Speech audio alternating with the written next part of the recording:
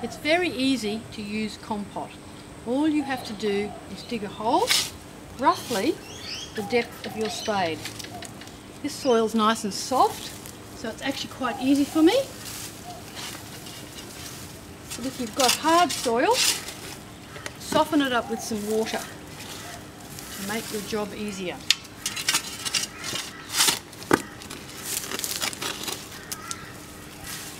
That's roughly all you need to do.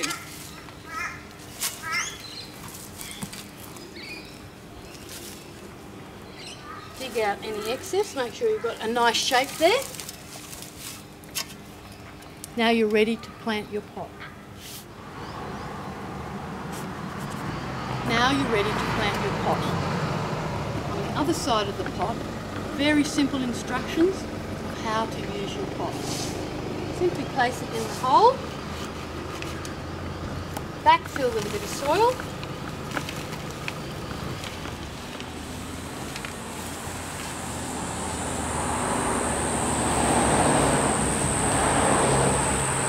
pretty much level with the ground. Then you're ready to fill your pot. To fill your pot, just store up all your scraps from the week. You don't need to chop them, you don't need to do anything. Just chuck them in your pot. Here I've got some old Superfry fat.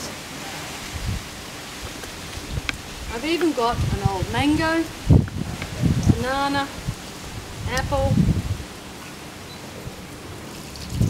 lots of juice from various things, celery, onion.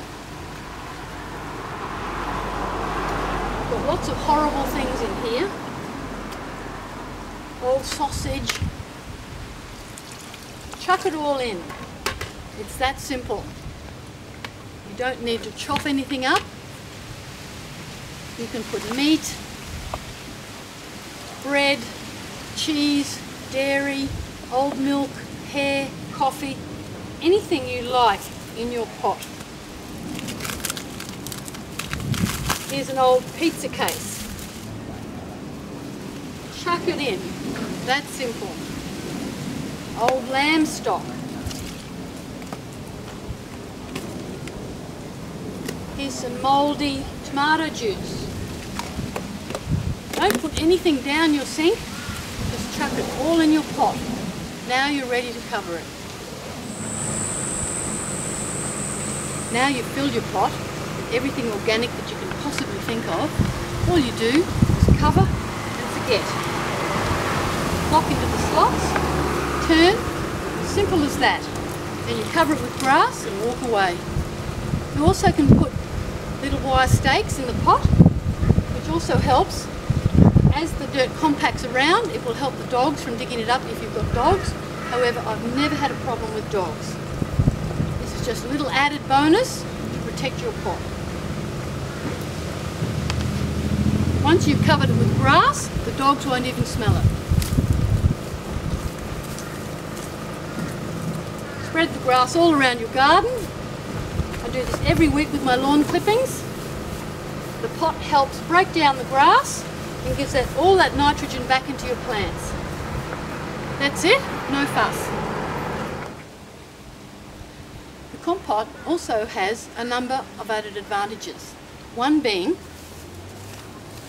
if you want to plant your pot out in your garden under a tree that you normally mow around, you can still plant your pot. Simply reverse the lid and lock it into place. Fill it with a little bit of soil so you can't see it, and you can mow straight over the top of it. That's simple. The other thing that your Compot can do, with your lid in the reverse position, take it out of the lock position, back into the bottom slots, fill it with composted soil or potting mix. You see, I'm not too fussy about how I do it.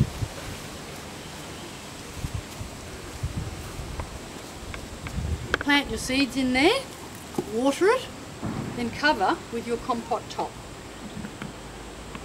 Lock your pot into place, and this then becomes a terrarium for you to propagate your plants or your veggies or your herbs. whatever you might like. You simply water it through the holes in the top. You don't need to remove it to water it. The holes also allow all the gases that built up inside to escape, and the heat produced in the bottom of the pot helps keep your plants warm as they're propagating. Simple as that. I've got a little plant here that I'm going to plant right near my pot, just to show you how well all that beautiful natural fertiliser makes your plants grow in a relatively short period of time. So, fortunately this soil is nice and soft.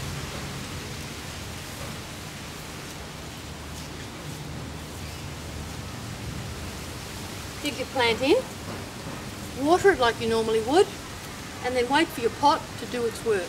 All the juices will help fertilise this area around here. Here's some composted soil out of my compot. You see it's teeming with soldier fly larvae, and usually I find some maggots in there too if I put meat in there. That's all good for your compot. Don't worry about the maggots getting in there. The lizards will come and eat them, and then the birds will come and eat the lizards. And as life goes on, it creates a little mini ecosystem around your compot.